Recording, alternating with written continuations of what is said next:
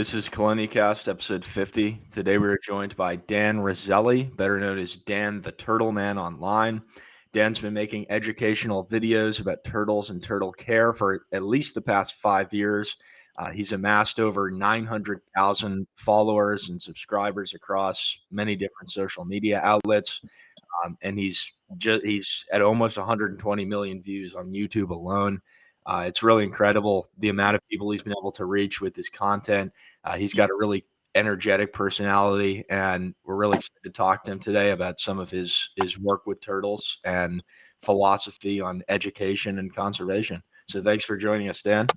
Yeah, of course. Thank you, kids, for having me on. I'm very excited. You guys are like, oh, I'm gonna bring it up like 9 times, but like you guys are my hero because you are so much smarter than I am, and I'm like, I'm fake.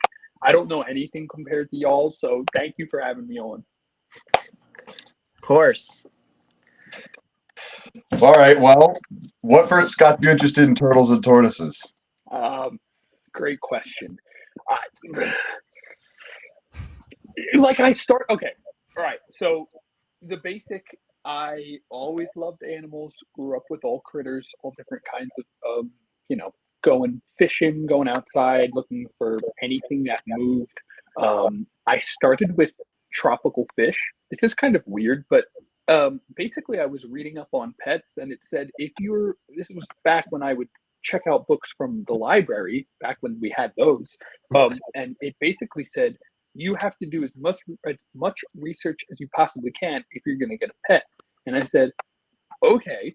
And then I spent the next 2 years, note, I'm like 10 years old at this point, researching fancy guppies. And I kept guppies for a long time. And I was Dan the Guppy Man for a very long time after that. And then when I was 13, I had been wanting a turtle for a while. And I knew what I was getting into because I'd done my research. I got one, and I was like, this is way better than fish. And it has been turtles. I think there was a 4 or 5 month period where I had no turtles, but that quickly did not last. And it's just been turtles ever since, though I'm recently kind of getting back into the aquatics a little bit. But yeah, and then people ask, why exactly turtles? I don't know. Brain go. That's the perfect way of describing it. The obsession with turtles is you can't really explain it to somebody that doesn't have it. Exactly. And it's like, why are there car guys? Why are there, people collect comics? Like, why? I don't know. Makes my brain, it releases all the dopamines and makes me happy. So I don't know. Exactly. Yeah, I wonder how much of it too is just like how much of an influence early on, like maybe before you have conscious memory of like little things going on nature walks, that kind of thing, how much imprints that at that point, and then it manifests later on. But it's like, yeah, it's the same thing for, I feel like, all of us. It's just there's a certain level that you can't explain. I can kind of get this, yeah, but it's like a certain level. Maybe we can just kind of jump into it. But some of the videos that you've done, the most popular ones that have been dealing with the Diamondback Terrapins. You've got, I think, a special place for those. I'm curious what your experience with those are, and maybe if you've seen, if you've had experience in situ with them, like working with them, and what that was like. Yeah, so the Terrapins, I got my first one at a reptile expo when I was like 14 or 15. And that was, it was game over already for turtles, and then it was really game over for Terrapins. I fell in love with them, and have been. And I used to, in school, people would say, why are you obsessed with? I'm not obsessed. Yeah, I am. Y'all were right. My bad. I was insecure about it. Now I just don't care. So working with them in situ, my first one technically was probably when I was, my family, we went jet ski. We rented jet skis for like an hour out in New Jersey, like, Atlantic City area. And I swear I saw like 1 or 2 heads pop up, but like that was it. And I was like, so it begins.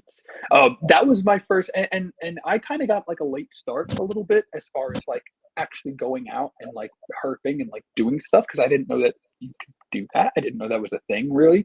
And so My first ever like sought after in situ was maybe like 4 years ago, maybe less than that. I went straight for gold. I went down to the Florida Keys and flew out there, and I spent 3 days looking for mangrove terrapins, and it was just bust after bust after bust. And then like on the very last day, with the smallest chance, I just hit up this guy that I knew that lived down there. Hey, you've got a boat. You want to go look for turtles? And he's like, yeah, sure. So we go out to one of the keys, one of like the only ones that you're. I'm just gonna not continue this sentence. It's not illegal. It was. I mean, sure, it was like public, blah blah blah blah blah. You're allowed to go, blah blah blah. But I just don't want to give information. Yeah, as you guys know. And there's a sign there that says like, hey, you might find terrapins here. Like, leave them alone. I was like, oh, that's good sign. And I went deep into the mangroves. And sure enough, there was one just like swimming by, and I pick it up and I start recording immediately. And I'm like freaking out. It was awesome. That was crazy. That was like, one of the best things that I did.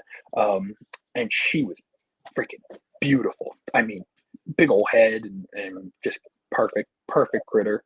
And then I think like a year after that, I was doing a population study in Kiowa Island, South Carolina, and I got to deal with some of those more, and I got more hands-on with a more familiar subspecies. And I was really excited to see that they also had like, because at that point I had my terrapins in the pond in South Carolina, and I'm looking at the plastron, and they have like some little marks or dents or little pitting here or there, or just little superficial things. And I was like, mine have that too. Okay, good. I'm not doing something wrong. They have it in the wild. Okay.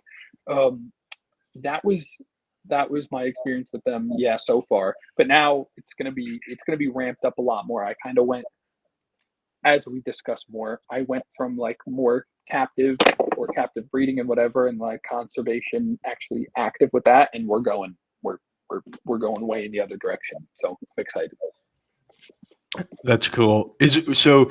At the first point when you went to go see the mangrove terrapins, were you? I'm assuming you were keeping some in captivity at that point. Did I have mangroves at the point? I had one. I had one female. She was captive bred. I got her from a dude who got her from Letgo, and like just randomly somehow. And then I had her. Yeah, I had her on loan because I did not have a male. And then now she's still on loan with one of my good friends. Yeah, she was the only one that I had at that point. So they're like the whole. It's like as someone who like is caught up in the terrapin world, they're like the more sought after rare subspecies. And so there was a lot that captive keepers didn't know about them. So I was like, one, best way to get to know an animal is go out in the wild, learn about them, etc. Right. It's interesting for your perspective too. As someone who has a lot of experience working with them in captivity, there's a lot of like, I was in Athens, Georgia last year, the big terrapin meeting. I helped set it up and was like trying to pay attention to it, but there's a lot going on at that period of time where it was crazy. But it seemed like there was a lot of debate about which subspecies should be recognized and at what level and such. And you've got experience working with multiple, at least. Maybe what are the differences? Have you noticed differences in how you have to keep different subspecies of terrapins? Is that something? Yep. There is, yes. So you can get away with some schmoozing. For example, this was probably a big. This was like risky of me, but I had my mangrove. So this is an animal that would be in the south Florida, in the Keys. Average wintertime water temperature, I think it's like 68, something, or even higher than that probably. Warm water. I had her in like 50-degree water for like a little while as a cool down period, and she was a-okay. But that's like, do what I say, not what I do. Don't do that. And so the more southern subspecies are less cold tolerant. The northern subspecies I'm experiencing now that I like finished my entire move to Florida and I like have my permits and everything.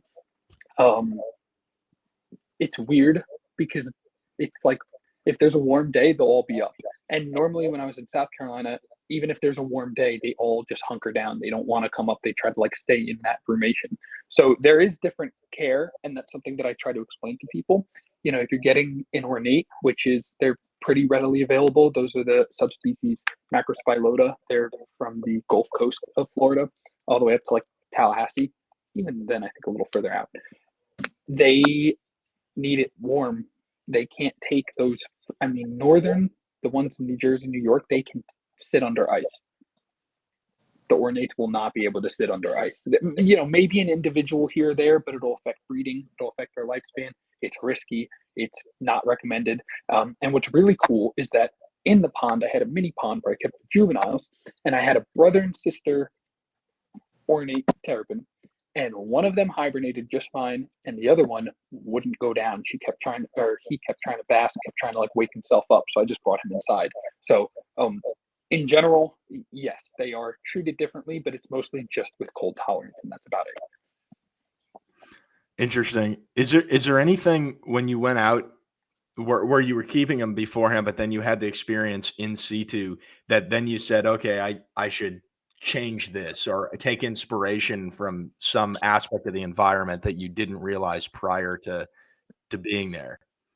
So one of the biggest issues with terrapins in general, and it's why my mindset has shifted a lot as far as keeping terrapins and keeping any turtles in general, is that it is impossible, nearly impossible, to replicate to a high degree what they experience in the wild because their habitat is difficult to replicate. It can only operate on really large scales. So like, or that takes a long time. So the coastal marshes, you cannot build a marsh in your backyard. It's my dream, but like, it's not been done before that I've seen, at least. I don't know if it's impossible. I don't know if it's doable. I mean, I'm going to try, but you know, and that's why people, you know, I would use fresh water and just keep it super clean is because it's so difficult to replicate. That being said, yes, I have some little mangrove plants that I'm growing right now because I say, oh, if I get my nature nest center set up in the next 10 years, I'll have mangrove plants already grown, and that'll be perfect to replicate sort of what they have and going in and through the weeds and through the woods, through those root structures and everything. As far as anything that I directly implemented, not really, but there are things that I write down in my mind. I take pictures. I was at a seabird conservation center, and they had a really big setup for all their seabirds, but they have like mangroves just growing through it and like deep pockets of mud and stuff. And I was like, that's perfect. That would be so perfect for them. Like, that's crazy. So nothing that I can really replicate, but I've got it for on a larger scale. If like social media goes all super well for me and whatever, it's going to be a nature center. Like, that's pretty much the goal right now. And so it would be on a larger scale, nothing that I can do really right now, except for the mangrove plants probably, but that's about it. I mean, building a marsh and coastal grasses and stuff, I don't think it's doable on a small scale, at least with the brackish water. You have to have like tidal, like, you know, you can change the water level and everything. Like, that would be. I'd fantasize a little bit about that. Like, how cool would it be to have you know, terrapins in your backyard and have that kind of setup going, and maybe even get like snails, the periwinkles and everything out in the marsh itself. You know, that's I can see that thought. You with your megacephalic obsession, I am right there with you. I was like, I want the periwinkles or periwinkle adjacent or clam adjacent something growing up in the grasses, and I want to put out, because I put out yearlings. I'll leave yearlings outside, you know, to brumate and everything. I would love to see them from a young age snacking on those things and see how their head structure develops and whatnot, and get a sustainable population going on a small scale. That's the most difficult. That's why it's just difficult to replicate on a smaller scale. So that for sure, I mean, almost like a common garden experiment or something. I mean, for a while, I still don't understand why the northerns aren't super megacephalic, because they're eating periwinkle snails, and those are everywhere. And so are the orniths are eating periwinkle snails, but they get really megacephalic. But the ones from like the Pileata and like Littoralis, which are the same thing, those ones, they're eating these. I like did a little bit of research and found that there's these mussels that they're eating, and that is the only thing I can find that's different. And I mean, as you see, they have monstrous heads. So something about that would be really cool. Like I thought, like I thought that like maybe like one of these big like Zoom Ed or something should make a turtle food that's like tough to crush. You know what I mean? Like a turtle pellet that's like really hard. So maybe like you could kind of bypass the having to get mussels or some kind of obscure thing and just feed them some really tough pellet that kind of helps grow that head. I don't know. That's just something I thought of. Who let this man cook? I've never thought about that before. That is a very, very interesting idea. That is you know what's funny? So I have my little Reeves turtle, and you posted Remy's Reeves eye, and it's got a monster head. You saw the Flavo marginata, the Chinese box turtle with that. Excuse me, what? How? What? I didn't know that was possible. What? That was I didn't like, yeah. To get back to the point, yeah, it's strange, and I don't know why the northerns don't get it. The northerns, I mean, they're not like full megacephalic, but they get like it. For me, it's easy to distinguish wild caught. Yeah, there's like some development, but it's not insane. It's not like it's not like those Gulf Coast ones. But nope, and that's where I want to get to next, and that's also why I'm excited that I've downsized and like chill. That I feel like I'm in turtle retirement. Like I went from having a giant pond and 50 babies every year to like I have like 15 turtles total, and over half of them are asleep for the winter. And so I'm like, I can breathe. I can relax. They're in a locked box. Nothing's getting in. No one's getting in. Nothing's getting out. Oh, it's very nice right now. But it allows me to be able to travel, and I want to go springtime. I just have so much I want to do. And that population, people, I know plenty of people that work with them, and I want to get out and see them and film them. And so bad. Yeah, I mean, last summer I sent you pictures. I saw, I saw some Macrospelota, and those were incredible. I didn't see any big females, just because the time of year, location wasn't right. But some of the males and I saw were just, I mean, the males. The weird thing about them is the males get megacephalic there too. So it's like they look nothing like the northerns. Like just seeing them in person was like, what the hell? It's like a completely different thing. It doesn't even look like something. I don't know. Some of them you're like, this is a wild turtle and it has this kind of color. Like it's pretty ridiculous. Yep, they're insane. It'd be interesting if you built a habitat. I mean, like actually manipulating sort of a mangrove and bringing that into captivity, like the tidal cycles, like Jack was saying, would be cool. But then if you talking about the megacephaly, I think there could be something with the genesis of that's supportive of the neo-Lamarckian thought of evolution of like it's not as constrained by generations. It's like phenotypic plasticity has a genetic basis to it to some extent that we maybe don't fully understand. And if you were to take terrapins from the north, like what you're saying, and compare juveniles or hatchlings from the ornate or a group that gets more naturally megacephalic and fed them the same thing and see if there's a difference in how the heads grow, there could be something there that it could just be it's like it happens so quickly in generations, like what you see with the musk turtles in Texas, that it's like it seems like it can happen quick, but maybe there is some level of a genetic control where it's certain species it can happen faster than others and it doesn't translate as well. I mean, that'd just be really interesting. Like if you start a place like that where you can replicate a natural environment, you could do a lot of really cool research even. Like, so that just gets me so excited. Like that is like the coolest. That would be so incredible. I mean, it's basically because I was going to mention that there may be something just ingrained in their DNA, and that brings me back to, well, where did they originate from? So I think it's probably safe to say that they originated from the Mississippi River Delta, because that's their most closely related, relative. Because I'm thinking, where did they start? Where do they start? Because then it could be that just they didn't need the overdevelopment of those jaw muscles, and it just kind of fizzled out over generations as they maybe worked their way over to Florida and then up the coast, something like that. I don't know. That I would kill to do that. It is a downward trend in head size when you start from the once you hit like from pileatas, like the biggest head proportion to the body size, like significantly bigger, and then it goes down. Macrospelota is big, but still a solid, order of magnitude smaller in head size. And then after them, there's not really a lot of significant. There's I've seen some of the Northerns and Carolinas, like in select spots, have like a respectable, but it's not like the Gulf Coast ones. And I almost wonder if the cold, because the Northerns have a much larger body size, all the body size records are from the North. So I always wonder, if that cold winter is just influencing their lifestyle, or maybe it's somehow related to the megacephaly and the fact they don't have large heads, or has something to do with their body size. I don't know.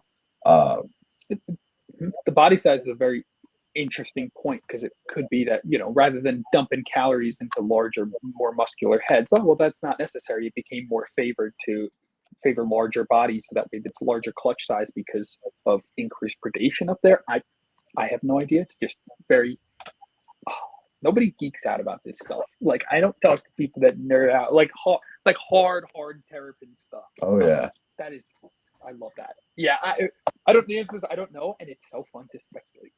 No, we got to get out to I want to see the Mississippi terrapins so badly, Mississippi or Texas, either one. I mean, they're the same thing genetically and physically. Yeah, as far as I know, that it's just going to be reduced to 5 subspecies. Is that's just based on the genetic and morphological work. That the Carolina and Northern are basically the same thing, and the Pileata and Alice are the same thing. That's as far as I know. But goddamn, those ones are insane. They look like they're like a small Barber's. I want to see those things so badly. Yeah, it's about. Michael mentioned that earlier about taxonomy and whatnot.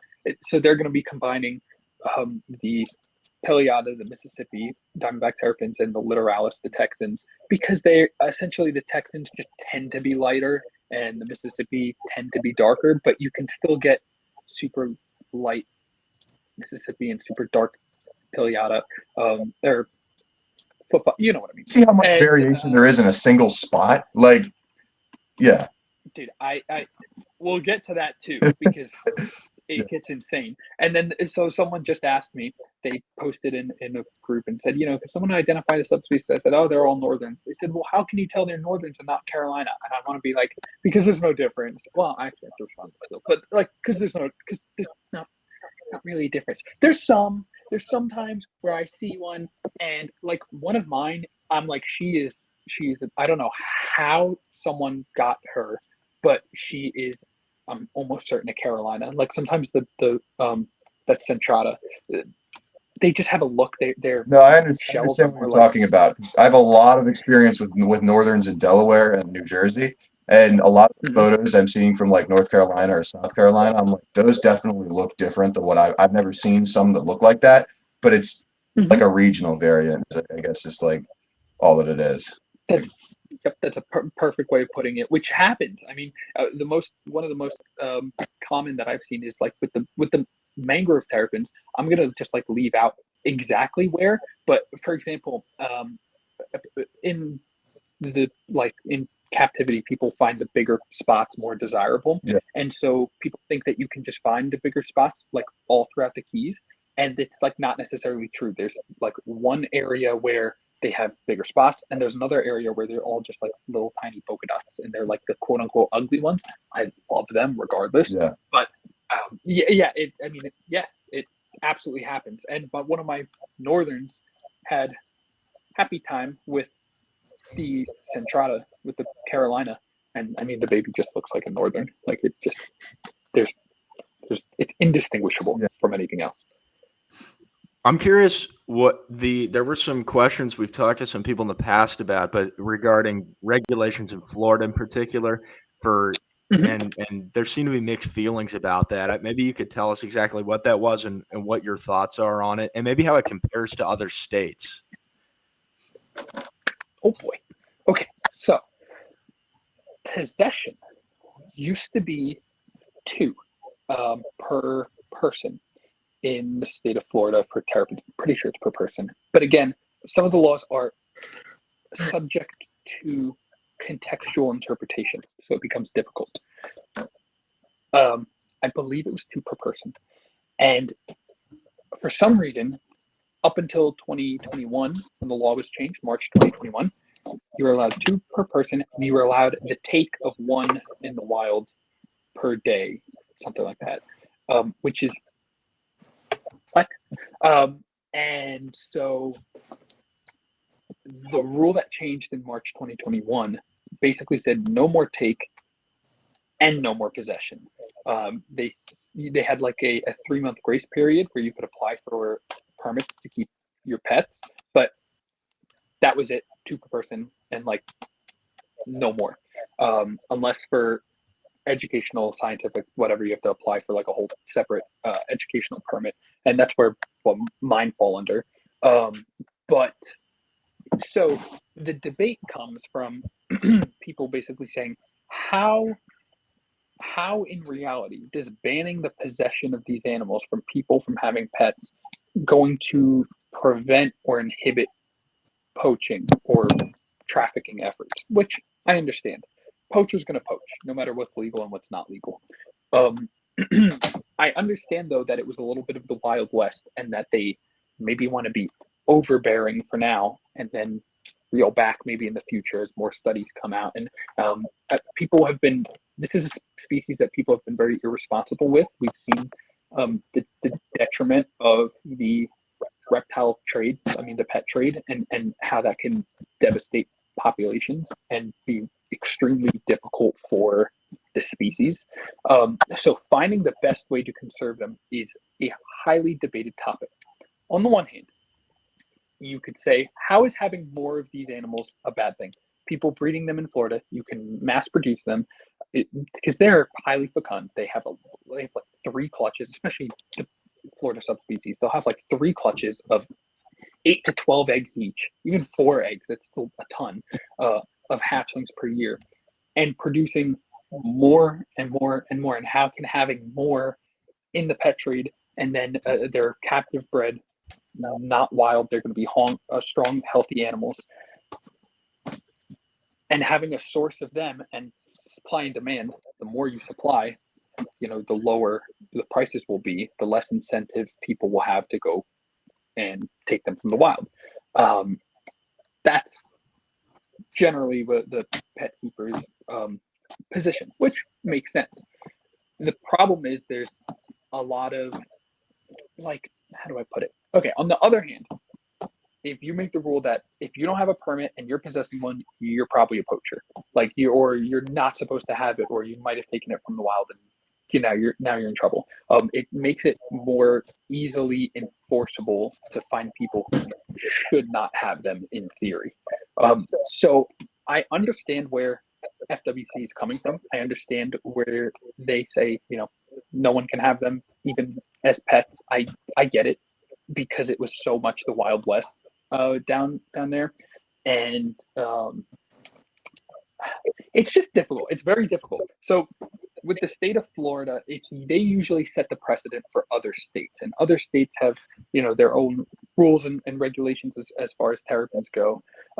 And so Florida used to allow 2.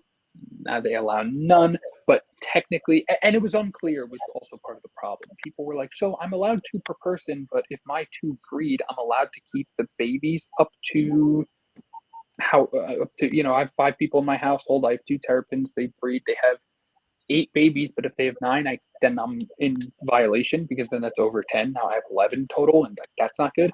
And also, I was under the impression that breeding of them was illegal. And then in the new rule change, it said no more breeding. I said, wait a minute, hold up. You were allowed to breed and sell them before? Like, I didn't know that. So as far as what's best for them, it's hard to say because I'll say it. Reptile keepers can be irresponsible, can be, and being able to, and they also don't delineate subspecies in Florida too, which is also difficult because they have 5 of the current recognized 7 subspecies in their state.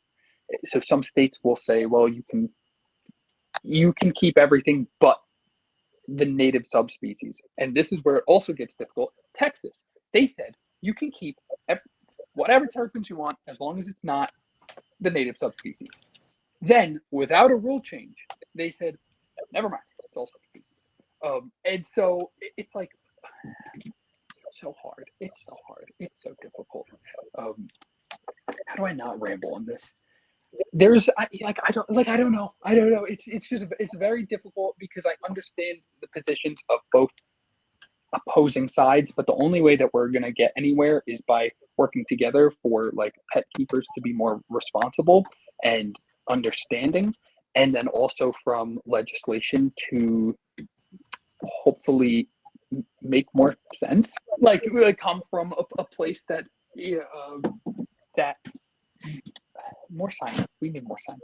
More studies need to be done to prove the pros and the cons and the benefits, and that's kind of what I'm hoping to get towards, at least like being able to do actual science on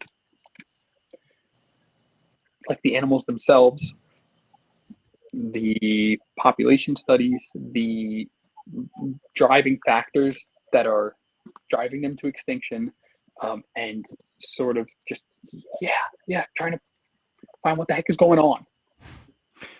Right. That's it. I feel like regulatory work is kind of science. Someone who likes analytics and data worst nightmare, because it's like the question of how are you actually going to analyze which decision works long term with the terrapin? You know, if it's like the illicit poaching, the whole point of it is that it goes undetected. So there's not really any baseline to say doing this is keeping this amount of poaching from happening, or it's just like there's so many unknowns. You kind of just have to go with a decision, and who's to say what the best one is? You summarized my ramblings perfectly. It is all extraordinarily difficult. Here's what it is. It's all very difficult to quantify, and in order for regulations to be retracted or brought up, they need hard data, and it's difficult. I say more supply, lower demand, lower cost, and they say, well, where's the hard evidence? And it's like, I don't know. I haven't been writing down the prices of animals of Diamondback Terrapins for the last 10 years. Sorry. And they say, well, then you can't say that. That doesn't make sense, which I understand. But yes, it's difficult. It's difficult. Something else that's sort of related is the bycatch reduction devices, and there were some regular for that. I don't know what your experience with those is, and maybe you could tell people about what those do. And lobbying should be illegal because Florida. Who's impacting the terrapin populations more? Joe Schmo with 2 crab traps off on his dock, which he's now, I believe, required to have BRDs, which are these orange, basically bumpers that prevent turtles of a certain size, larger sizes from fitting in. But the crabs just swoosh themselves and are able to go through. But the commercial crab farmers, fishermen, the ones who go out 1,000 to 5,000 traps, as of current legislation, they are not required to have BRDs. They're the ones that are going to most significantly impact these terrapin populations, especially because of the ghost pots, which are the crab traps that come off their ropes and just go free, and they're just collecting terrapins that are just going to drown because they can't get up to the surface of the water.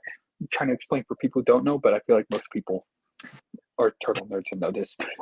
And so it is just a touch aggravating that the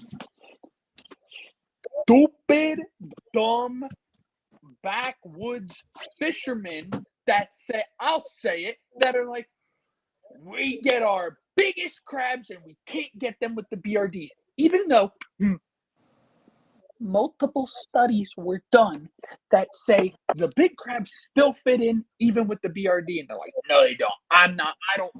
I want to recount is basically what they said. And they were able to not require the BRDs and push the Florida legislation to not require that they have them, which is a little aggravating because it's like, we already gave you already got the science, bud. It makes no difference. They're like, but I think it does because I think so. Because all of a sudden I use it and then I don't get them. It's like, I don't know. Maybe you have brain damage because it sounds like it. I tried to be so bipartisan good, but now they're catching smoke, and I'm okay with it because it's dumb and it kills a lot of freaking terrapins. No, for sure. I mean, I know Travis Thomas and one of his master student. They're doing a lot with the terrapin reduction devices, and I don't think they're the only ones that have like pitched it this way, but is like, rather than a terrapin reduction, terrapin excluding device or whatever, they'll call it a crab retention device, so that it actually, they're trying to prove that it actually, the only reason I'm even talking about this is it was presented at TSA, so it's out there, that it actually, those devices will actually increase the amount of crabs that are caught while at the same time not catching terrapins. But why market it as something that increases crabs? Because that'll be a way better way. People are going to get behind that more easily. But there also seems to be a lot of variation in different populations being affected by the crab traps. The ones you hear so much about that in Alabama or Mississippi, Louisiana. They'll just find a ghost trap that has 50 dead terrapins in it. I've never seen that in Delaware up here, but I think part of that is the regulations that have affected that. But yeah, it's insane, and how it kills mostly the females because they can't get in or out. The males usually can get in or out easily, so it really screws up the population. Yep, there's a lot of things that go into. Diamondback Terrapins used to be, I don't think people understand, so plentiful, crazy. I understand. Yeah. yeah, crazy. And so where they are still, there are pockets. And so you basically need now, it used to be more likely that where you're fishing for crabs, you're going to also find terrapins. But as they've been extirpated from these local areas, you basically need to find where the blue crabs and the terrapins really overlap, or at least where the fishing areas really overlap. And so that's why I think that there's been less, because there's less terrapins, sadly. It's just a lower likelihood of being able to find them, and also based off where they fish and where they are. It basically needs to match up. And it used to match up a whole lot, and now it matches up less, where you have blue crab and you have terrapin and you have people fishing for the blue crab. And there's just so few now. There's so some of these books from the 1800s, 19th century. Yeah, I would read, and they're talking about that they would eat the terrapins because they're we can put a net in the water and scoop up 10. I'm talking a lot. And even still today, where there are populations that are as healthy as they were, 150 years ago, they're, oh man, one of my researcher friends told me, 20 heads in 25 feet by 25 feet. Oh, dude. 125 square feet. Up in the Delaware Bay and in New Jersey, those areas, they're just everywhere. It is like that. I mean, the amount of things, Wyatt and I have done a lot with this. We've just in our free time, I have a seine net, and we would block off a canal, and that they weren't, it wasn't a canal, it was a tidal creek. And at high tide, it's just full of them. And we must have gotten I don't know, 20 or 30 in a single seine net, just the whole canal, you just block them in there. If you look down, dozens and dozens of heads surfacing, and it's you can just walk and just pick them up. It's just, they're everywhere. But they aren't like that in the Gulf Coast areas anymore, closer to the Mississippi River. Anyone that I've talked to that's doing work with them there, has a much harder time getting good numbers of them. Like they're what they're describing would be like easy to get that many. Like, oh, I've marked like 50 turtles, or it's like, dude, you can mark 50 in a day in Delaware, and in no problem. You could no problem. Like the density, even though like if you look at their geographic range, it's only they're a coastal species. They only live in the salt marshes, but where they live, they reach insane abundances. Like their natural dense population density is incredible for a turtle. Like it's insane. Yep, and that's one of the reasons they're not, or they have tended to. It became favorable for them to be less aggressive, in my opinion. So that way they could live in more abundant densities. I think that's one of the reasons that they're generally like not really aggressive species, especially compared to others. As something that I know because terrapins are extremely closely related to map turtles, but like I haven't done any research or anything to back up what I'm saying, but just what I'm about to say. But I do notice that the terrapins like carapace and skull morphology seems to be closer to that of like the megacephalic graptomes like Barbari, Ernsti, or Pulchra than it is to Geographica. Like Geographica's skull is very distinct, and Geographica, like the nuchal scute of the carapace, doesn't look anything like a terrapin. But a terrapin nuchal scute looks exactly like a barber's, or like they seem very similar to barbers or all the megacephalic species than the other graptomes. That's just something I noticed from looking at having so many of them in hand. But it's funny because they're like a small version of that. Like there's so much, like a barber's map or all the megacephalic maps, like 3 times bigger than a terrapin.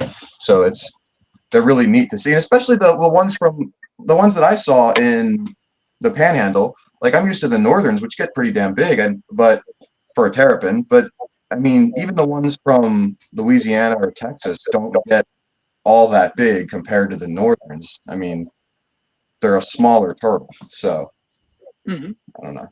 Yep. It'd be interesting. We had Peter Lindemann on, the map turtle and Sawback Atlas guy, a while ago, and he's done some work talking about what you were saying too, Dan, with the size and everything. That got me thinking about there are a lot of ways you could tackle the question of like how terrapin size changed over time. If they got smaller, the heads got smaller, the body size, how that changed with the map turtle stuff that he did. He's looked at that. But I don't know if anyone's looked at like where they're most closely related to them. I think you could in some kind of phylogenetic study, but it's an interesting point.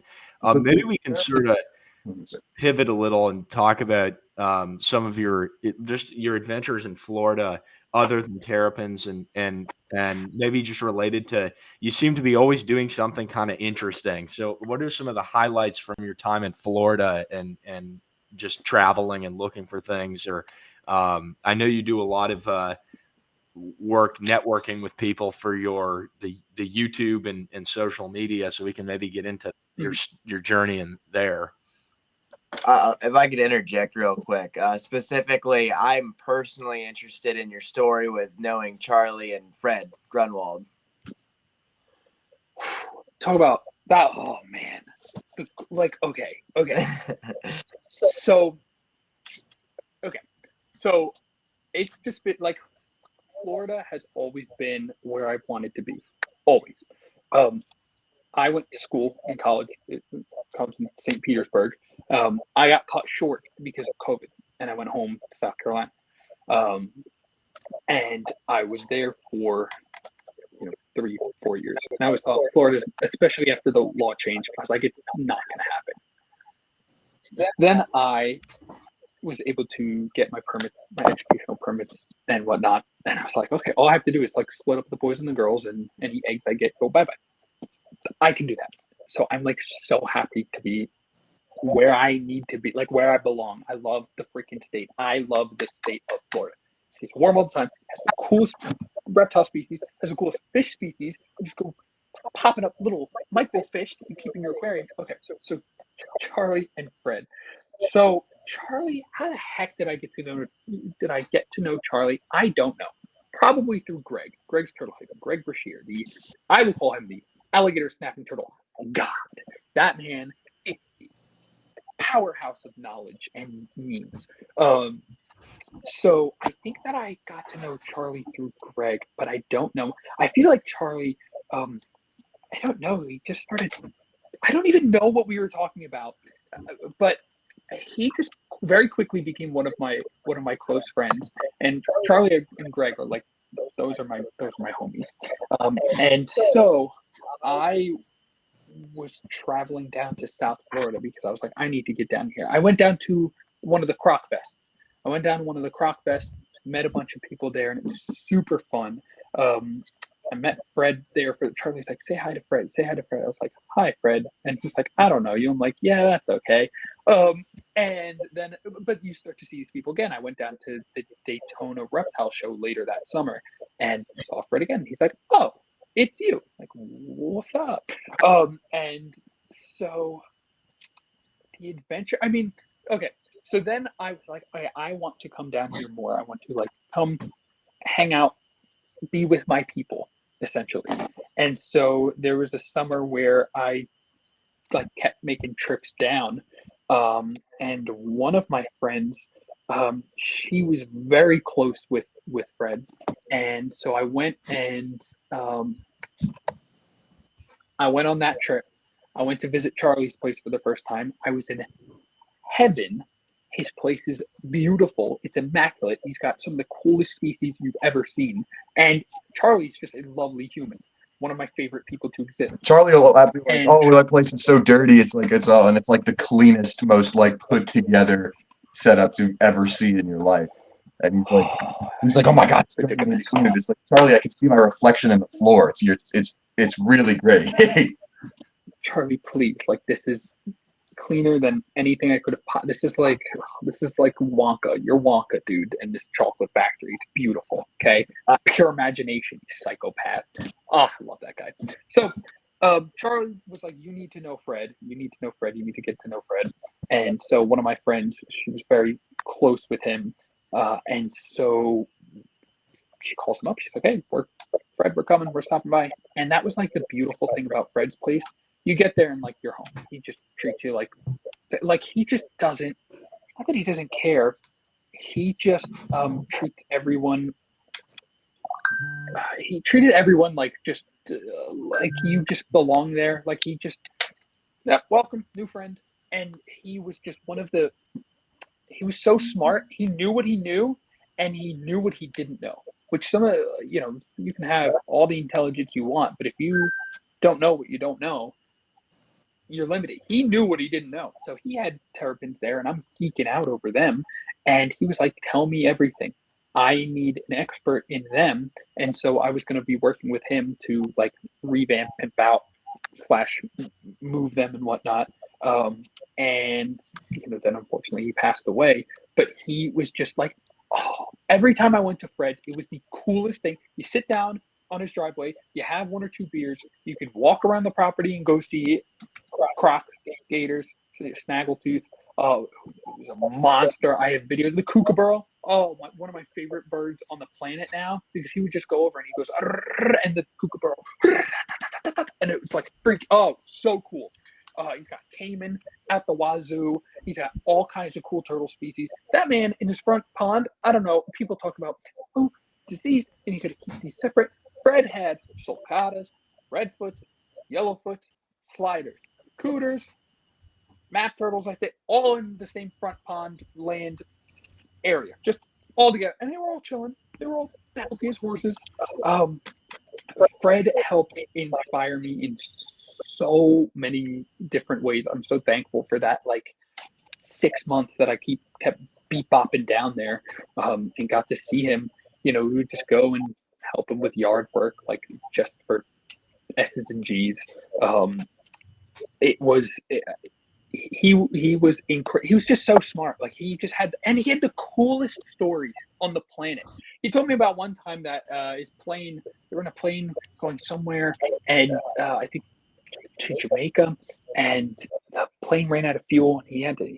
And Fred, with his throat, he's like, hey, I'm leaning out the plane with the thing of gasoline, pouring it in while we're crash landing, trying to give it more fuel so we can get more lift. Okay, Fred, bro, what? Oh, what? And then he walked past his snakes, and he's about yay tall and like skinny as a twig, and he's got just these pythons that are. He's got an anaconda, look, just huge snakes. And he just had everything. He was the sweetest man. He made you feel at home. He was one of the smartest people I had ever met. He was just so experienced, and he was no drama, no BS. I don't want to hear it. We talked about Fred Fest. We were going to make Fred Fest, where everybody that had drama and beef and whatever, shut up, go to Fred's, and camp out and hang out for a day. And yeah, that was like, I wanted that to happen. Charlie and I talked about that a lot. Charlie, Greg, and I too, because Greg knew Fred, and I can't even put into words. I struggle with how incredible and amazing an experience that was. And I still have all of my raw footage. I kept like in a very special folder on my computer, and I backed it up 6 times because I was like, I don't want to lose that. He just had the coolest enclosures. He just had an extraordinary way of doing things, and it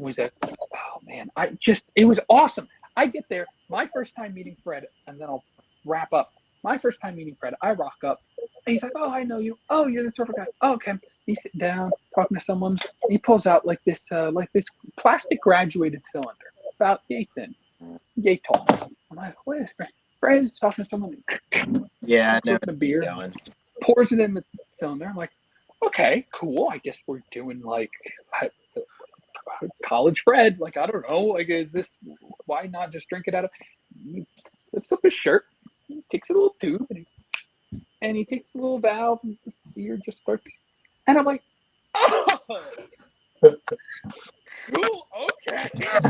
But he just didn't care. He didn't care, and that's what I mean. Like, he was just comfortable with everyone. Like, you were there, you were family. Like, just immediately, and yeah, it was incredible.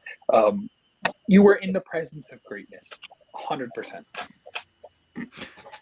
That's cool. Everyone, it seems like it's like very consistent with people we've talked to about him. He just had a really positive influence on everyone, and it was like didn't have different. It was like one personality, and you got what it was, which is cool. Yeah, you get all of it. When it comes to your videos and making videos, I'm curious what's been the most thought-provoking project for you to work on, and what have you learned doing that?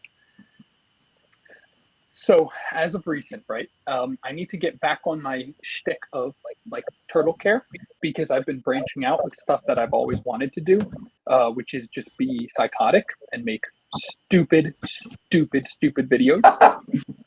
The most thought-provoking turtle-wise was building the pond, and $2,000 I think I spent on it, slowly accumulating materials. Got a 40-foot by 40-foot 60 mil liner, which is like one of the thicker ones, for I think $200, something like that. And getting to go ahead to dig up the yard and just tackling that project, all of the problems that came with it, needing an electric fence, needing to secure the fence better, putting all the posts all the way around, building the upper bog and what went wrong with that, where my clean-out pipes basically clogged up and that I needed a void space down at the bottom. And I was too cheap to get aqua blocks, so I didn't. And I was not sponsored by Aquascape at the time, so I couldn't really reach out and be like, "Please help." They would be like, "Who are you?" So that was one of the more thought-provoking, long-term beneficial, crazy stressful. I was so stressed out like 2 years ago, year and a half ago, when I had that pond, because it was just always something. When you have a lot of animals, it's just always something. Pancake decided to get stuck on a pump today. This one decided to get a little mark, or the water's too warm now. I need to put a bunch more plants. I need a shade cover. I need this, that, Oh, they're getting in the skimmer. I had to put they were just getting in the skimmer just to be dumb, and I had to put a mesh net that I put up to block them. They pulled it down, but then it pulled into the skimmer, so it acted as a thing that they could grab onto and climb their way out.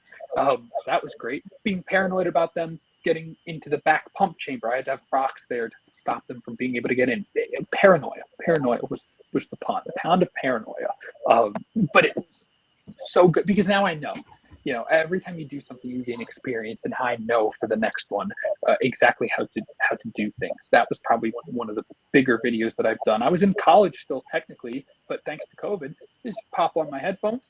I'm technically in class, and I'm digging holes and trenching out PVC, having a blast doing it. that was one of the more difficult things. The next most difficult thing, and this is going to sound so dumb, that one was like pretty difficult and more long term, was okay. So I like to get into the robotics side of YouTube, and I like watching a lot of dudes on there, like smart people. And so, okay, you guys will appreciate this.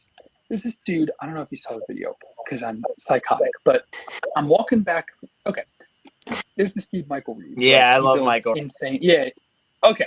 Michael's insane. He builds all kinds of crazy robots. He built one that a piston with a knife on it that like grabs the tomatoes out of your salad. And his editing style is like beautiful. They're the funniest things you've seen. He made a Trigger Me Elmo, one that detects race, and like, but he did it in like a way that was really funny. Just because he's Filipino, so anytime it detected Filipino, it would make some snarky comment, and anytime it was any race other than that, it's like I will not say any crazy stuff. Okay, he goes on year-long special interest meme to go off of, because I am a little, I don't know if it's ADHD, I don't know if it's a little bit of autism, whatever you want to call it. I do the same thing. I'll just get like stuck on a joke.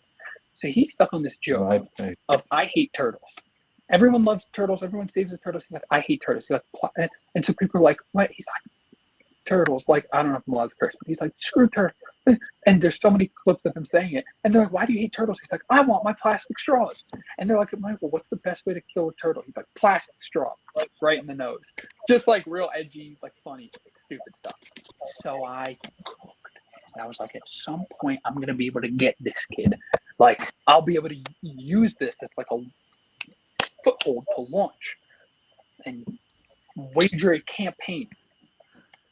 So one of his friends, this guy William Osmond, also big YouTube boy. This, you want to talk about thought provoking? This went through it. We get to turtle. Don't worry. He's like, oh, I'm hosting this event in San Francisco called Open Source. It's kind of like Maker Fair, where you can bring your electronics, robotics, set up booths and kind of like present. It would be cool, and there'd be all the engineering YouTube people were there, all of them, and so Adam Savage was there, crazy stuff. So I'm walking back from the gym, and I'm like, damn, I wish I could go. And then I say, wait a minute, I'm an adult, I can do whatever I want. So I'm like, I get this idea. I was like, if I can make a turtle controlled robot that, like, something stupid. I was like, what if it like fires plastic straws? Like, you try to kill the turtle sends the straws like back to you. Like, I'll never forget. I have the audio recording. I'm walking back from the gym, and I'm voice message my friend. I'm like, I'm gonna. And his name's Michael Reeves. If only there were a species of turtle that happened to have the name Reeves in it. I bought a Reeves turtle for a meme. So I spent 2 months, took me 2 months to, oh my God, I'm psychotic. I built a robot. I built a robot. I got it working on its own. Then I needed to basically like figure out how I can like hack the Bluetooth signal to like move when I want it to. And I figured out one day I have to do like / or something dumb. And then I build an app. I don't know how to build an app. I don't know how to build robots, but I taught myself how to build a robot, how to make an app on my extra like cruddy cracked phone, built an app that would allow me to hit buttons and move it. I said, great, now all it needs to do is Bluetooth commands from a little microprocessor that's already on the thing. So psychotic. I take my computer, I develop code that activates the camera, a wired camera that's far away that sits over the turtle tub, and wherever the turtle would move, it would move the robot from anywhere in the country. Then when it goes over the little middle part of the screen, it would shoot a little plastic straw. And so I flew to San Francisco, where this guy was I made a whole video on this. I was like 1 million views. It didn't, but it's not done yet. Flew out to San Francisco with my stupid little robot, and I was like, I need because I had to have like a middleman basically operating the turtle. I was like, okay, listen. I said the code's already all brought up. Like, just hit start, and I get to my hotel room, and I kick on my thing, and I connect it, And sure enough, the turtle starts moving around and the robot starts moving. I was like, yes, I'm 1,000 miles away at this point. Like, actually, I think it's more than that. Whatever Florida to California is. Anyways, thought-provoking. I had to learn how to code. I had to learn how to build a robot. I had to learn how to do all that stupid stuff. And each little stupid video that I'm doing as of recent is making me do more. Turtle stuff's easy, dude. Turtle stuff for me is easy. I'm getting into stuff that like is difficult and really insane and psychotic. Anyway, I met the guy, and that video was really fun. And he was able to. We made a meme and kicks my robot at the end. It was very fun. But yeah, it was. That was the most thought provoking. The pond was more of like a grind. This was more like neuron. That's fun. That's like so many. Right. It's you exploring. It's like it hits a lot of bases. What's a typical process for like managing time for you for how you make videos and how do you do that? Because that's got to take up a decent amount of time. Yeah. So it's very difficult. Wake up 10 o'clock, and then brainstorm, do shorts, film that stuff, work, then like gym, and then like really work. It's like from 7 or 8 to like 2 a.m. Like that's when I'm really, really like getting stuff done. If I'm editing or I'm grinding or something like that, that's when I'm like really and my best ideas. That's usually when that happens during the night. Time management is interesting. It is difficult because most days I have to be like, okay, I have a list of things to get done, and it's like I need to get all of them done immediately. I try to plan ahead. I'm able to plan ahead pretty well, videos and things like that, or scripting. And so there's been a change right now. I basically tried doing maximum effort videos, but it takes me 2-3 months to do them, and then they'll get like 6,000 views. Like Michael Reeves' one is at like maybe 10,000, if that. Which that's like for the amount of effort and money that I put in, it needs to be like way more than that. So I developed a second channel. It's like my pet project. I now have my time managed to a point where I'm able to have a little pet project and do that and just do fun, crazy, stupid stuff while also still being able to get everything else that I need to get done. In the morning, usually. It's like, all right, get my turtle, what do they call, like obligations done, and then I can go do my stupid, crazy stuff. And so, yeah, the time is normal videos are easy for me to make. Really intensive videos they take months of not editing, but just planning and things to work out properly. This next one I have halfway edited, and I'll spoil it. It's a shrimp that fries rice. Like, you know, I made them. So I set up a shrimp tank. I bought some shrimp. They bred. I have like 1 billion shrimp now, and I made a robot where the shrimp moves around and it adds ingredients and it stirs fried rice and it increases the temperature and it makes fried rice. I also took this.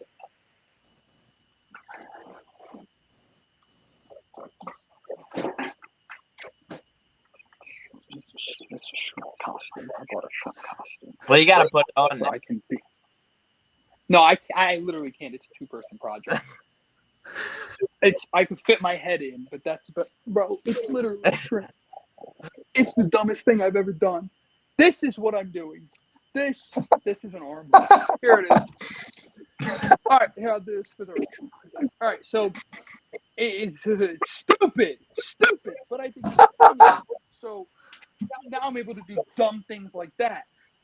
Sometimes I also have the nonprofit that I'm doing because I want nature center for terrapins for for education and whatnot. So the Dan the Turtle Man channel will be turtle education, care, whatever. I have another channel, Dan Does Everything, where I just do dumb things like that. And then I have the nonprofit where I'm going to be trying to, where I like actually have, according to my permits, I literally have to go and like outreach events and actually going out and educating people on the species. So I'm I've got those every once in a while. I've got those to plan out ahead of time. And so the goal is that I can do all this crazy, fun, stupid stuff, get a couple million views, that money, nonprofit, and use it for the turtles. That is basically where I'm trying to be. It's insane. Maybe you can tell us, it's the Turtle Preservation Foundation. Where can people find that? Yeah. And what exactly, so you want to build a facility? Is that the primary, that's the goal? The goal is like it was originally like a center just for Diamondback Terrapins, but I think just having like a nature center with a nice little plot of land in Florida that's protected, that takes care of Chelonians that are in not need of homes, but just to educate people about the native species to Florida, and be like another. I love going to Florida and going to those little pop-up nature centers, and I want to be one of those, except with a focus on terrapins. And of course, I'll have other species and whatnot, but that is the goal, to preserve them and have those different subspecies and whatnot in naturalistic environments and enclosures. That may change, but I just know that I'm just trying to find the best way to conserve the species. So yes, turtlepreservation.org. Yeah, it's just turtlepreservation.org. That is 501c3. I'm now in the great state of Florida. And yeah, basically just finding the most effective ways to conserve the terrapins and get dollars to conservation, like directly to the people that need it. So for example, like Jordan Danini doing a ton of work, right? So back when I was in South Carolina and breeding terrapins, any of the ones that I would sell every year, I would take some of the money from that and send it right to him. And he's like, dude, I'm able to buy some trackers, I'm able to get this or that or whatever. And I'm like, that is so effective, that is so impactful. So finding the most effective ways to do that and get people interested in the species to want to protect them. That's cool. When you're making videos and trying to broadcast different messages, are there any messages that are hard to get to people? Yeah, I mean, the conservation ones are very hard. The way that you will understand people best is through retail work or social media, I feel like, because I can make a video that is, so for example, it's difficult to, right, because it's hard, nobody wants to, it's why science is so difficult in general to get to the general public, because nobody wants to learn, they want to be entertained. So I try to make things entertaining and then sprinkle in education, little things that they never knew, that they don't even know that they're learning.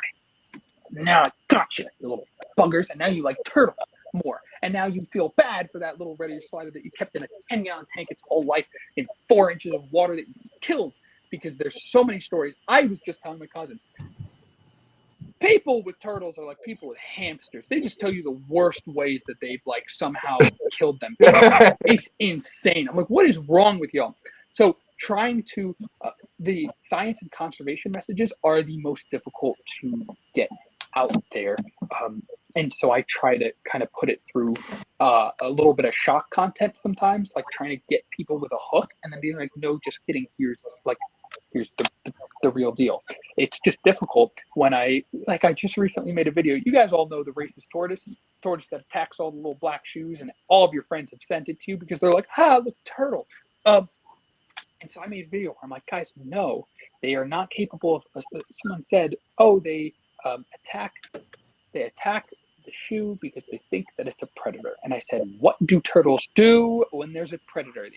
If only they had some hardened device that expanded rib cage that had for the past 3 million years to retreat into, to halt their the attack of a predator. Like, they're not going to go on the offensive. That's dumb. So I explained that to people. Then I got 9,000 comments that said, actually, the turtle attacks the shoe because it got run over by a black car and it remembers the black car and gets mad at the car. I'm like, what did I just say?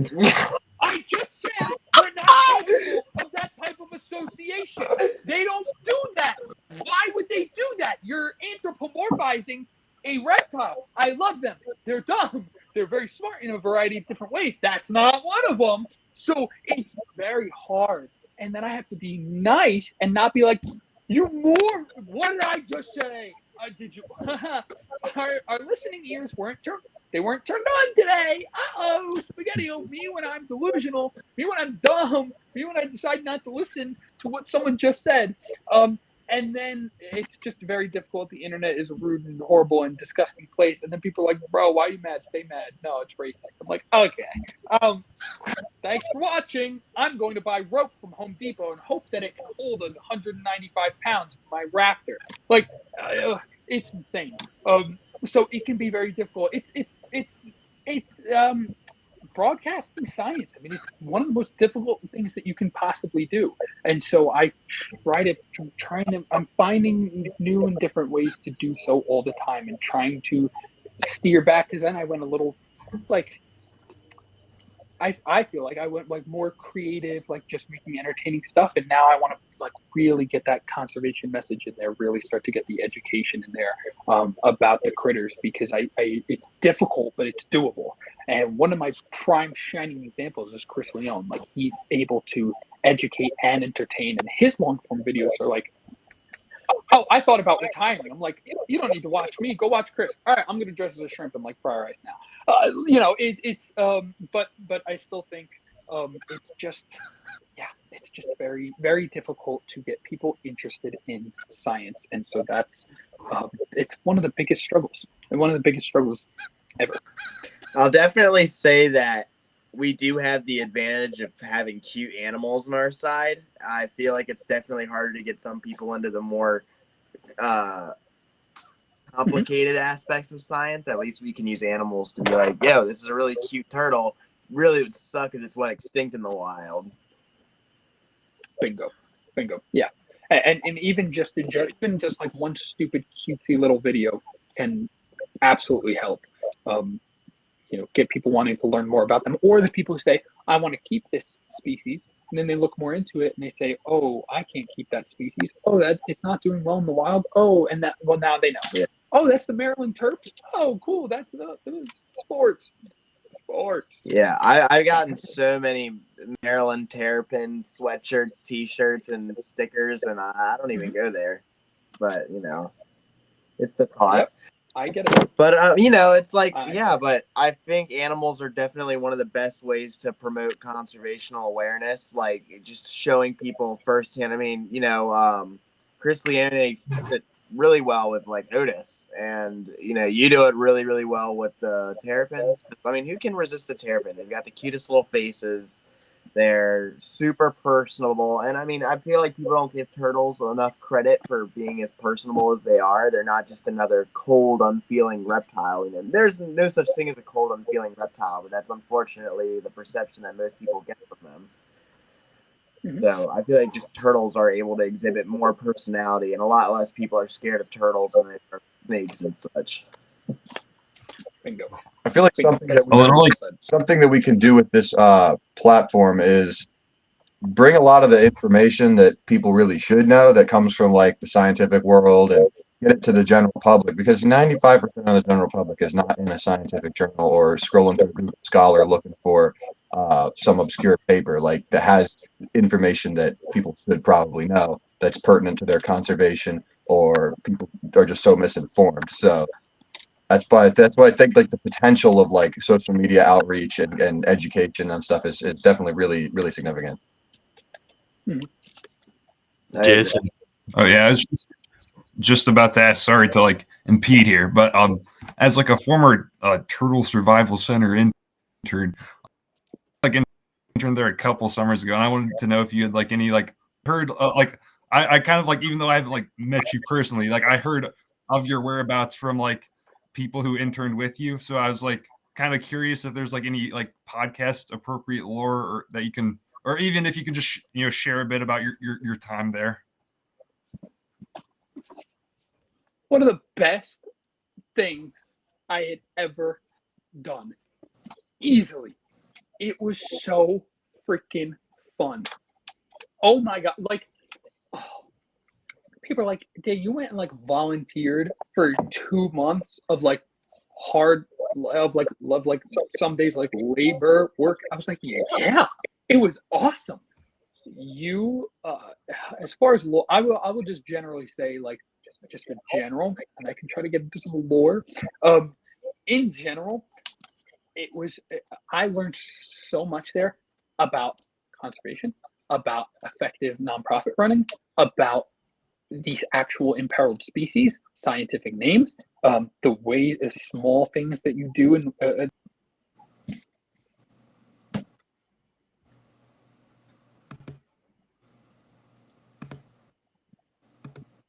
that can. There we go. Sorry. Okay. Was that good? Did it freeze? No, you're good. Okay. Oh, then I just sat there like an idiot for a couple seconds and just stopped. Great. Let's just keep cooking. It was awesome. It was, and you live like right across, like I don't know what I'm allowed to say. Anyways, you live like right, and you're out in like the middle of nowhere, but it's just so fun. You're surrounded by nature, and then you are in direct contact caring for like 500 imperiled species. I told people, I said it was every summer job that I would have done. It was bussing tables, going and like feeding literally on a silver platter a bunch of turtles. It was landscaping. It was like, I don't know, gym work. It was like everything rolled into one. What was super fun was that I, on paper, was a schmuck, an absolute, like, my resume was dog water. And the only reason I got that internship was because one of my friends who worked there, he was like, actually, I didn't know him at the time. He was just like, "I've seen this guy's stuff. This is a turtle dude. Like, we need him here. Like, we need him." And he vouched for me and got me in. And then I was able to meet like Chris Hagen and all these people. Clint, oh my God, he was awesome. I miss that guy. I think about him recently. I reach out. But like, as far as lore or like stories, I mean, Chris Hagen told us about like his childhood growing up and how if he wasn't working with turtles, like he would be in jail because I'm pretty sure I can say this. He used to like just drive cars into like buildings for fun. Like he used to just joyride and steal and do a lot of like no-nos. And I'm like, "Sir, what?" And he's just like the most nonchalant, what is it, monotone kind of guy, and he's just like, yeah, back when I used to like drive car, I would just like wait out and wait for someone to walk out of their car into a gas station, hop in, and hop on I-9. I'm like, what? He's like, "Oh, but now I like Star Wars turtles." So, like that was super fun. There was one time that my fellow intern, he was not a turtle guy, so he did not know enough about turtles, and so one time the Cheloniacast McCordi, Rhode Island snakeneck turtle, they have this big long-term captive female in her stock tank, and she gets rainwater, no tap, and he was doing water changes in there and drained the tub, and she's not one that you do water changes on, so the pump's running dry, the heater's running dry. We're like, "Oh my God," grabbing buckets. I actually had to fill them because I was having knee problems, filling buckets, and everyone's running them to fill up a large waterland tub, 240 gallons of water. Their rain catch system, I have dreams over it. It's a huge barrel with all the gutters funneled to it. Lore, waiting for eggs. My life there was waiting for eggs I was never going to get. All I wanted to do was find eggs and like babies, and I was able to find one baby and like some eggs, but like cool ones, right? So I got to stay after close. The guy Nathan, he was super cool. Nathan he was grounds manager and whatnot, let me stay after hours a little bit to wait for a Forsten's tortoise, Indotestudo forsteni, to lay eggs. And I sat there filming because I was like, wanting to film all this and whatnot. And she did a test nest, and I sat there for an hour and a half while she dug and then just left a test net. Oh, this was in the greenhouse too. So I'm squatted down in the dirt with fans blowing on me, and it's hot. It's already summer. Now it's summer plus greenhouse. And then she never dropped anything. I was waiting. He knew that same female, the Cheloniacast McCordi, snake deck turtle. He was like, she's rabid. She's gonna lay soon. She's gonna lay soon. And the next day was my day off, and I leave, and I get a text, and he's like, "Look what happened." I wanted to dig up those eggs so badly. Oh, it was crazy. But like, this is what I'm saying. Like the most crazy, incredible, so much fun, wacky stuff. Lore. One time we asked my fellow intern Elliot if how many times he could spin around in a chair. I have a Snapchat video of him just doing circles in the break room, like just in a chair. Elliot was like the most quirky, crazy. He was a character. Ask Clint about Elliot. He would call him Elliot Marie Baloo. I heard some lore about Elliot, so I was curious since I know like, and then specifically there's like I guess there was another guy that you had interned with that was like when I was there who he was like a temporary keeper, like an older gent, and I forget the dude's name. Andrew, I think. Right on it. Yeah, cool to hear. Thanks for sharing. Yeah, I actually forgot that he existed till now. Yeah, that was it was incredible. If anyone wants experience, and is willing to work for 2 months, but that was like one of the coolest freaking things. I got to just. All right, we're diving for Animensis now. We're gonna go and catch them all in the pond. Shirts off, bathing suits on. Good luck, guys. Okay. Oh, so much fun. So we're in their big natural pond catching the Hamiltoni. That was really fun. Anyways, yeah. It was a blast. Maybe as we start to kind of wrap things up, we can focus a bit on just the conservation side and sort of your thoughts there. I'm curious, this was always, this kind of goes back to how we started this, but why should people care about turtles? Why should they care about literally anything else? It is for, if not, so there's a couple different like scientific reasons of why people should care about these animals. One is for, intrinsic reasons, like what will you do without them? They're one of the most what is the word? Not complicated, but specialized, interesting species on the planet. They are the most at-risk vertebrate of extinction. Most species are already endangered or close to extinction. They are some of the most overlooked and most in need of protection. Everyone has a turtle story. Everyone has some type of thing to say about a turtle. Oh, my cousin had this. I saw this. I used to have eastern box turtles. Protecting them for the future of the kids who can go out and see a dozen eastern box turtles in their backyard. People down here in Florida that don't even realize, the people everywhere that don't even realize Diamondback Terrapins exist. You have one of the most specialized, most beautiful, most personable species on the planet, and you're telling me that you want to have it as a pet or consider having it as a pet, but you don't want to protect it in the wild where it belongs? Absolutely not. They are one of the more overlooked but most in need of help and conservation, and there's real conservation efforts to be done, and that are impactful for a variety of different species, and so many people are doing such good work with them that it's not a losing battle for the little nihilists out there. It's not all downhill, or it's not an uphill battle. Well, it is, but it's not impossible is the point. And going back to what we said at the beginning, why turtles? Because I love them. Why do you love them? I don't know. I just do. We just do. We just love them for whatever reason. Being able to find a common snapping turtle in your backyard, being able to go out and learn about all these different species. It is one of the most important things, I think, that can be done, that needs to be done, is just the protection, conservation of them. They just rock. I mean, I don't know. They just rock. It's cool. And so for people that are looking to get interested, this kind of idea of citizen scientists, and what is a citizen science, and is it, and how can people get involved in the most impactful way in turtle conservation? Very good question. Very, very good question. It's extraordinarily difficult to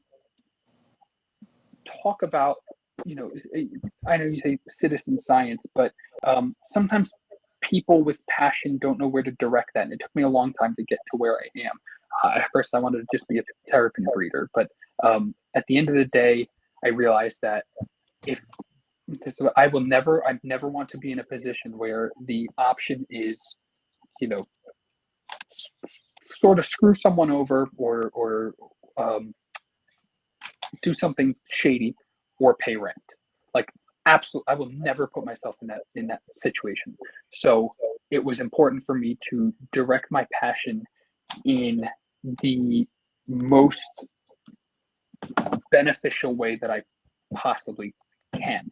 And I think that people finding their strong suits is extremely important. So I realize that I'm not good at the nitty-gritty science. You guys are, and that's why you guys are my freaking heroes. Michael, your write-ups are beautiful. And so finding your strength of well, I mean, all of you guys, I've seen everything that all of you do, and I geek every time.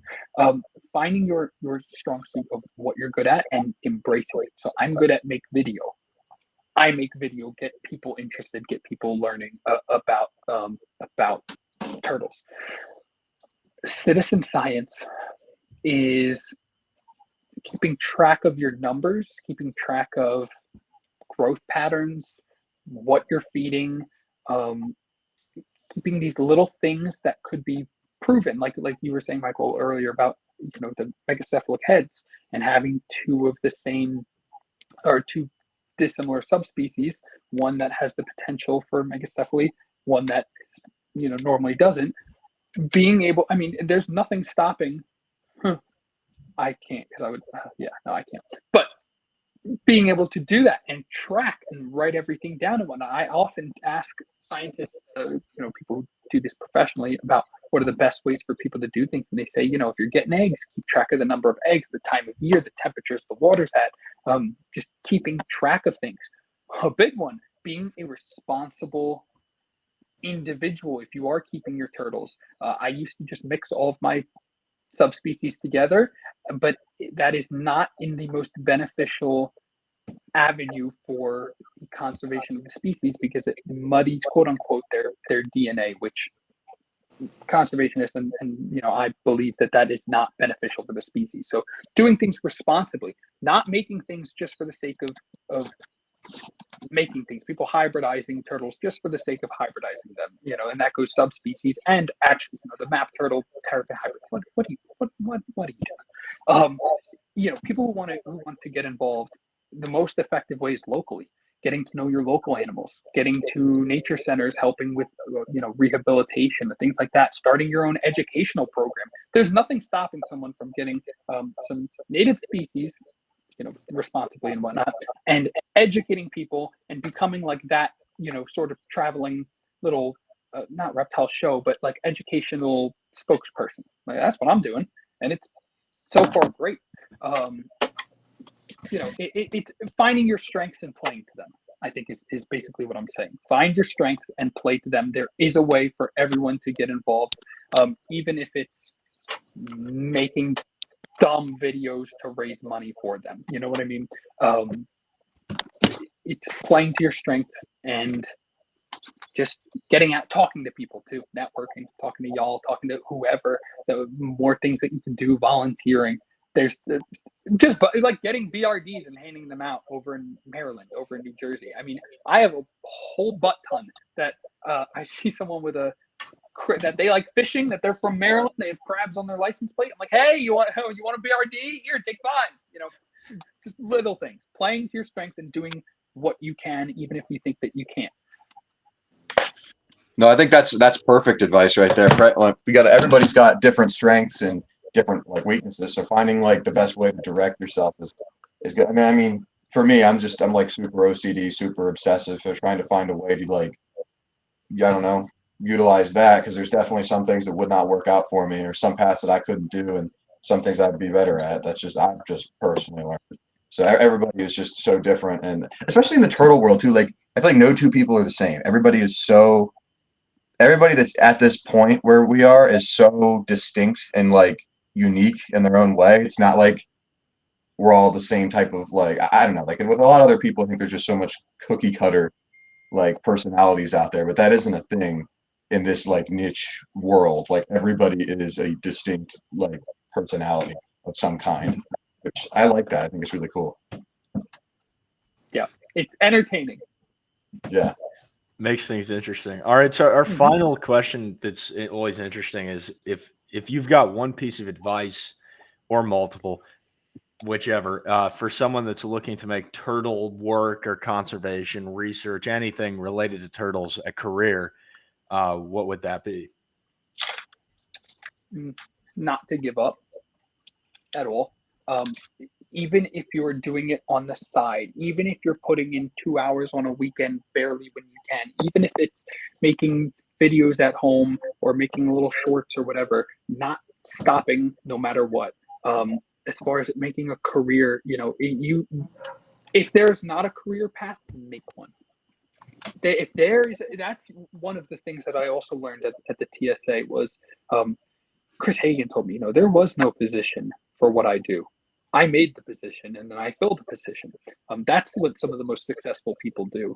And not giving up and finding little ways to compound and continue to do things, because I'll say this, people see the numbers and they're like, oh, you're rich. I'm like, do you know, my brothers made fun of me for 4 years because I was less than half impoverished. They're like, you're almost halfway to the poverty line. Like ridiculous. But just not stopping, not giving up, and finding ways to continue to just keep moving forward, keep finding ways to do things. Cool. Yeah, we'll take it to heart, and for people listening, it's cool advice. Thank you. All right, so we can go into what Wyatt mentioned earlier, the trivia around here. I don't know, we could do a few rounds of it where we give you one, you give us one or something, or you can just hit us with questions, however you want to do it. Sure. Whatever. I'm down. All right. Does anybody have who wants to start? I don't know if anyone would know this, but what's the widest head on record for Pileata or what's the widest terrapin head on record? Like a $150. Like a $150. Like a $150. I do not know. You're the one that's obsessed with big ol' heads, Jack. No. Okay, I don't know this. I should, but I don't. Why don't we just go out and it's 60 millimeters. I was going to say 69, not for the meme, because I actually thought it was like 62. I don't know where I'm getting that. But Yeah, it's a museum specimen somewhere. I don't remember where specifically, but it's biggest live one that I know of was 59, which is holy cow, which is insane. If you ever measured turtle heads, that's monstrous. All right, I got one. Psycho. This one's pretty easy. You're all gonna be able to get it. How many subspecies of terrapin are there? 5. No, I'm kidding. Technically 7, but yeah, it'll be 5 soon. Very nice. Ish. Oh, my phone turned off. I don't have anything hard enough. It doesn't have to be hard. It's just, it's a silly thing. No, it's just interesting. Honestly, I got one for you dirty little scoundrels, and it's a weird one, and it might not be proven, but it's my own little theory. Why are mangrove terrapins purple? Is it something that have to do with the food that they eat? No, I don't think. Are the mangroves purple? I don't know. Nope. Okay. What happens when us white boys go in the sun? We tan. We tan. I know. Listen, it's nothing. Where did humans originate? Africa, where there was a ton of sunlight, and originally they all had a ton of melanin and dark skin. The northern Diamondback Terrapins, if they're raised indoors, are completely white, completely like pearl white. They go outside and get natural sunlight, they turn freaking purple. So it is my understanding that the reason that the mangrove terrapins are purple is because they just sort of have that permanent tan, if you will, and are purple. The melanin for the sunlight to protect them, I think. I'm almost certain. I was like, there's no way that's not. I mean, it makes the most sense to me. But before we wrap up, I did have something I kind of wanted to bring up. I brought it up in the episode Communication and Turtles where we covered that. I've kind of noticed with map turtles and terrapins that they seem to be more social than people give them credit for. And I wonder if you ever noticed how like and there's no research done on it. There's nothing I've seen, but you know, from what my personal experience, I feel like you always find a couple males following a female, so they seem to have a sort of you know what I mean, right? Yeah. Yep. Yeah. Yeah, they ask if turtles need friends, and of course we all say no. But terrapins, I think they need stimulation, at least, at minimum. Stuff to chew on, fish to chase. They're basically just scavengers, but they scavenge on live snails and things. And they're usually not aggressive with one another, so I don't know. Yeah. They are communal in ways, 100%. I think that's why my pond was successful, you know, in keeping them all.